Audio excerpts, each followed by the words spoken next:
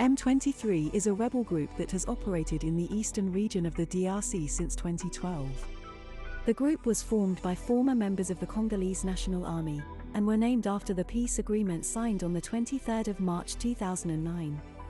M23 are mostly ethnic Tutsi soldiers who had previously been part of the National Army. They felt that they were not receiving enough protection or support from the government and that the agreement had been breached.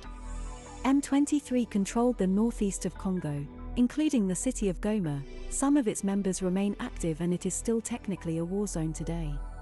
Their main leader was Sultani Makenga, who surrendered in Uganda in 2013 but has since escaped and since continues to effectively be a minor warlord.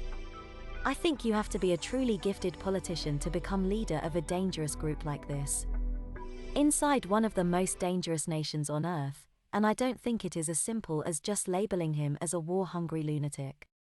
M23 demanded the full implementation of the 2009 peace agreement, which had promised to integrate former rebels into the Congolese National Army and to provide them with jobs and other forms of support.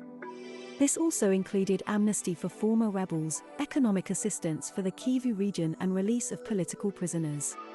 But the group wasn't widely supported by the internationally or a large part of the Congolese public, and M23's actions were widely condemned for their violence, systemic rape, and use of child soldiers. With foreign intervention, the Congolese government sat with M23 to resolve the conflict peacefully and address the group's grievances. In the end, M23 agreed to disarm and disband, and the Congolese government promising to implement reforms to address the underlying causes of the conflict.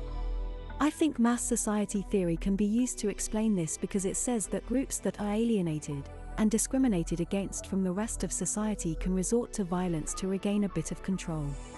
Conflict and violence has always been part of life in northeast Congo, as well as the discrimination towards the Tutsi minority that made up much of M23's leadership. These conditions can be seen as contributing to a sense of disconnection from the broader society, which fueled support for M23's separatist agenda. M23 emerged in the context of a breakdown of the peace process and a lack of trust in the government's ability to protect and provide for the population. The sheer distance from Kivu to the capital Kinshasa makes it really hard to actually give and receive full support in the first place. As this picture shows, it is a 50-hour drive, and the motorways look like this. In 2013, the group captured the city of Goma, which is the capital of North Kivu province and an important hub for trade and transportation in the region. It is a city of more than 750,000 people. This is like a city as big as Leeds being completely controlled by rebels. The capture of Goma was a significant event in the conflict and drew international attention to the situation in the Congo. But M23's control of the city was short-lived, as the group was pushed out by a joint attack by the Congolese Army and United Nations peacekeeping forces. When the Congolese Army took back Goma, they were led by Colonel Mamadou Ndola. He was regarded as a hero, and many saw him as the true leader of the region, and a man of the people. He became so popular that leaders in Kinshasa began to resent him, and be fearful of his support becoming too powerful. His convoy was blown up a rocket and 2 members of the government have been charged with his assassination. This shows how hard it is to defeat rebels in the area entirely, because if you're in the army and defeat terrorists, your only reward will be execution. Here's a video to highlight the popularity of the colonel. I also think this highlights how deeply the military is ingrained into the region's identity because I could never imagine scenes like this in Europe. Under the terms of the agreement, M23 agreed to renounce their rebellion and to disarm and withdraw their fighters.